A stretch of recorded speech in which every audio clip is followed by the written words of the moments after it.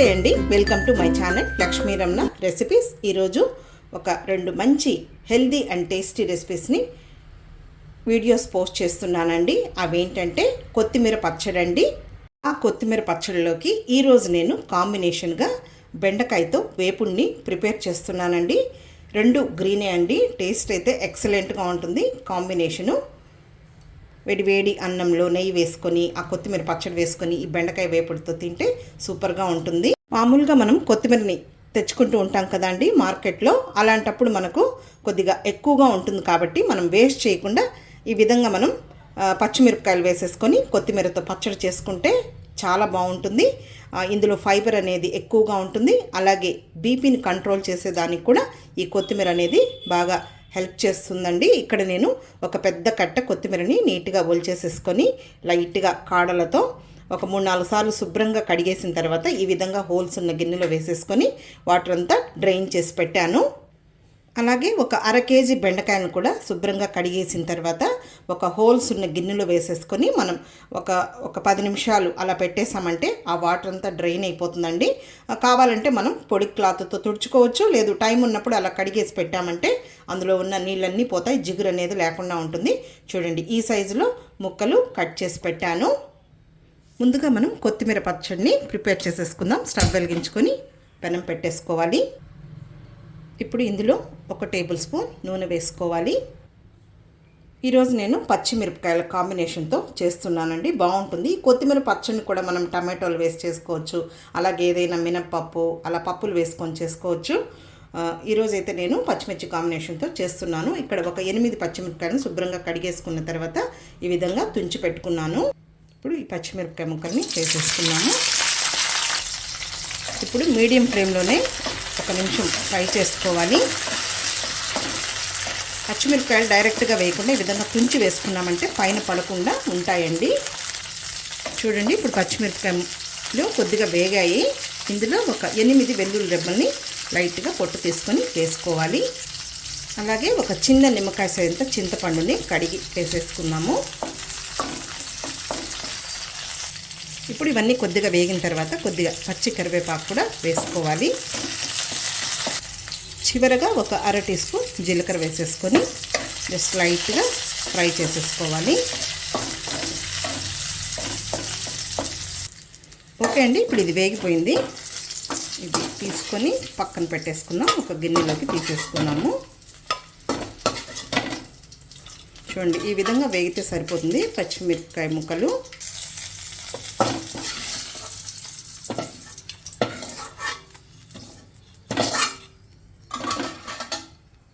ఇప్పుడు ఇంకొద్దిగా నూనె వేసుకుందాం. మరి ఎక్కువేం అవసరం లేదు. ఇంకా ఈ కొత్తిమీరని వేసేసుకుందాము.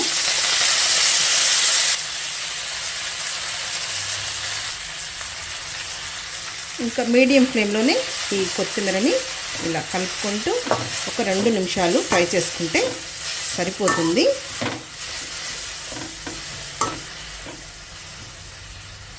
నేను ఆల్రెడీ చాలా రకాల కాంబినేషన్ ఫుడ్ రెసిపీస్ని వీడియోస్ పోస్ట్ చేశానండి. చాలామంది సబ్స్క్రైబర్స్ అడుగుతూ ఉంటారు, అక్క కాంబినేషన్ ఫుడ్ మీరు వీడియోస్ అప్లోడ్ చేయండి అని. సో ఒకసారి చూసి ట్రై చేయండి, చాలా బాగుంటాయి. ఎక్కువ ట్రెడిషనల్ రెసిపీసే ఉంటాయండి. తర్వాత ఈ కొత్తిమీరను కూడా మనం లేత కాడలు ఉన్నంత వరకు వేసుకోవాలండి. పీచు పదార్థం అనేది ఎక్కువగా ఉంటుంది.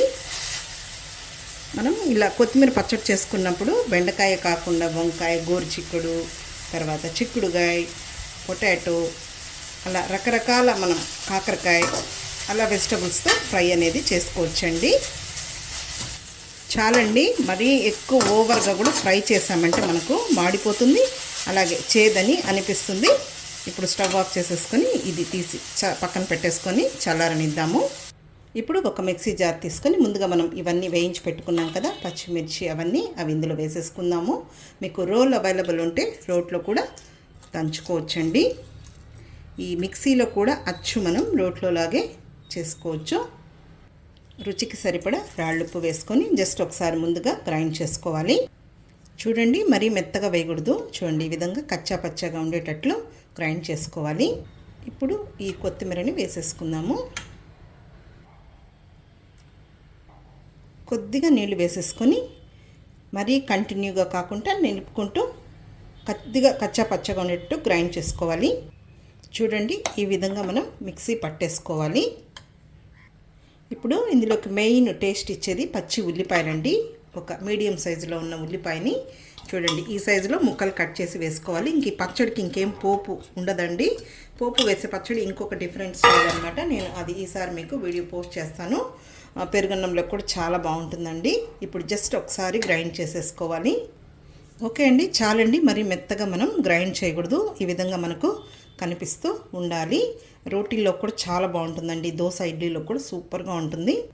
ఇప్పుడు ఈ పచ్చడిని డిష్ అవుట్ చేసేసుకుందాము. ఆ మిక్సీ జార్లో కొద్దిగా నీళ్ళు వేసుకుంటే సరిపోతుందండి. ఓకే అండి, ఇప్పుడు తీసి పక్కన పెట్టేసుకొని బెండకాయ ఫ్రైని ఎలా ప్రిపేర్ చేసుకోవాలో చూద్దాము. స్టవ్ వెలిగించుకొని పెనం పెట్టేసుకుందాము. ఇప్పుడు ఇందులో ఒక 3 టేబుల్ స్పూన్ల నూనె వేసుకుందాము. నూనె వేడెక్కింది. ఈ బెండకాయ ముక్కల్ని వేసేసుకుందాము. ఇప్పుడు మీడియం ఫ్లేమ్కి హై ఫ్లేమ్కి అడ్జస్ట్ చేసుకుంటూ ఈ బెండకాయ ముక్కల్ని కలుపుకుంటూ ఫ్రై చేసేసుకోవాలి. మూత ఏం పెట్టాల్సిన అవసరం లేదండి. మధ్యలో ఇలా కలుపుకుంటూ ఫ్రై చేసుకున్నామంటే మనకు మంచి కలర్లో ఫ్రై అవుతాయి. అలాగే జిగురు కూడా లేకుండా ఉంటుంది వేపుడు అనేది. కొద్దిసేపు ఫ్రై చేసుకున్న తర్వాత మనం కొద్దిగా సాల్ట్ వేసుకున్నామంటే ఇంకా బాగా క్రిస్పీగా వేగుతాయి. ఇప్పుడే వేసామంటే చెమ్ము వస్తుంది, మళ్ళీ జిగురుగా ఉంటుంది. ఇప్పుడు కొద్దిగా సాల్ట్ వేసుకుందామండి. మళ్ళీ మనం కారం పొడి అవన్నీ వేస్తాం కదా, అప్పుడు వేసుకోవాలి. ఓకే అండి, చూద్దాము. చూడండి బెండకాయ ముక్కలు వేగాయి, బాగా పొడిగా వచ్చాయండి, జిగురు లేకుండా. ఇప్పుడు ఇవన్నీ కూడా ఇలా పక్కకి సైడ్గా తీసేసుకున్నామంటే అందులో ఉన్న ఆయిల్ మధ్యలోకి వస్తుంది. ఆ బెండకాయ ముక్కల్లో ఆయిల్ ఉంది కాబట్టి చాలు మనకు. ఇప్పుడు ఇందులో ఒక 1/2 టీ స్పూన్ ఆవాలు, 1/2 టీ స్పూన్ మినపప్పు, 1/2 టీ స్పూన్ పచ్చిశనగపప్పు, కొద్దిగా జీలకర్ర. ఇంక ఇవి తీసి పక్కన పెట్టుకోకుండా ఇదే విధంగా డైరెక్ట్గా ప్యాన్లోనే చేసేసుకోవచ్చండి. నేనైతే ఇలాగే చేస్తాను. ఇంకా ఈ పోపు దినుసుల్ని ఫ్రై చేసేసుకోవాలి.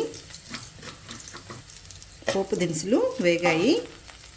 ఇప్పుడు ఇందులో ఒక 2 ఎండుమిరపకాయలని తుంచి వేసేసుకుందాము. మామూలుగా ఆయిల్లో కొద్దిగా ఆయిల్ వేసుకొని డీప్ ఫ్రై చేసుకొని పల్లీలతో కూడా నేను బెండకాయ వేపుడిని ఫ్రై చేశానండి. అది కూడా వీడియో పోస్ట్ చేస్తున్నాను, ఒకసారి చూడండి, అది కూడా బాగుంటుంది. చూడండి ఇప్పుడు ఇది ఎండుమిరపకాయలు కూడా వేగిపోయింది.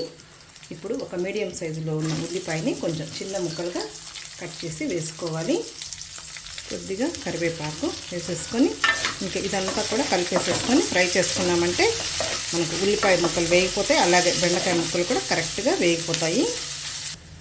చూడండి ఇప్పుడు ఉల్లిపాయ ముక్కలు కూడా కరెక్ట్గా వేగాయి. మంచి కాంబినేషన్ అండి బెండకాయలో మనం ఇలా ఉల్లిపాయ వేసుకొని ఫ్రై చేసుకుంటే. ఇప్పుడు ఇందులో ఒక 5-6 వెల్లుల్లి రెబ్బల్ని లైట్గా పొట్టు తీసుకొని కచ్చా పచ్చగా దంచి వేసుకోవాలి. వెల్లుల్లి మంచి ఫ్లేవర్ అండి వేపుడికి.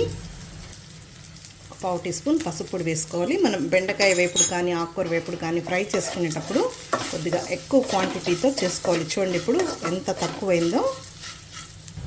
1 నిమిషం పాటు ఫ్రై చేసుకోవాలండి. వెల్లుల్లి వేసిన తర్వాత ఫ్లేవర్ బాగుంటుంది. చాలండి. ఇప్పుడు ఇందులో మనం స్పైసెస్ని వేసుకుందాము.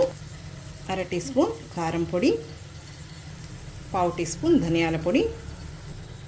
ఇది పప్పుల పొడి అండి. మనం చట్నీ చేసుకుంటాం కదా, కొబ్బరి చట్నీ అందులో వేసుకుంటాం కదా, అది పుట్నాల పొడి అంటాం కదా, అది 1 టీ స్పూన్ వేసుకోవాలి. అది మనం మెత్తగా కాకుండా కొద్దిగా కచ్చా పచ్చగా ఉండేటట్లు దంచుకోవాలి. ఇప్పుడు ఇందులో కొద్దిగా సాల్ట్ వేసుకుందాము. ముందుగా కొద్దిగా వేసుకున్నాము. ఇదంతా ఒకసారి కలిపేసేసుకుందాము.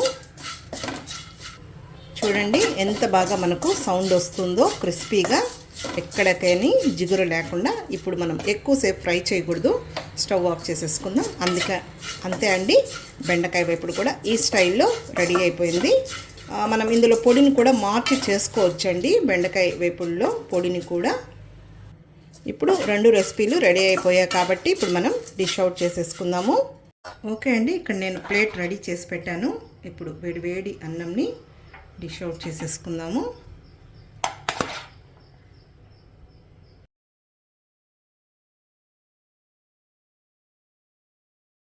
అలాగే పచ్చడిని బౌల్లో వేసేసుకుందాము. ముందుగా నేనైతే ఎక్కువగా ఈ కాంబినేషన్ చేస్తూ ఉంటానండి. నచ్చితే మీరు కూడా ఒకసారి ట్రై చేయండి, చాలా బాగుంటుంది. అలాగే బెండకాయ వేపుడు. ఈ బెండకాయ వేపుడిని అన్నంలో కూడా కలుపుకొని తినచ్చండి.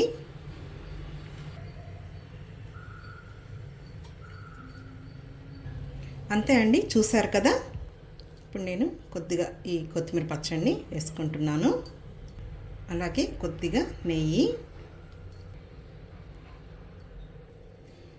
ఈ విధంగా మనం చేసేసుకొని కాంబినేషన్గా వేడి అన్నంతో తింటే చాలా బాగుంటుందండి. కాబట్టి మీరు కూడా ఒకసారి తప్పకుండా ట్రై చేయండి. ఈ వీడియో మీకు నచ్చినట్లయితే నా యూట్యూబ్ ఛానల్ లక్ష్మీ రమణ రెసిపీస్ని కొత్తగా చూస్తున్నవారైతే నా ఛానల్ని తప్పకుండా సబ్స్క్రైబ్ చేసుకోండి. నచ్చితే లైక్ చేయండి, షేర్ చేయండి. ఇంకొక మంచి వీడియోతో మళ్ళీ కలుద్దాం. నమస్తే అండి.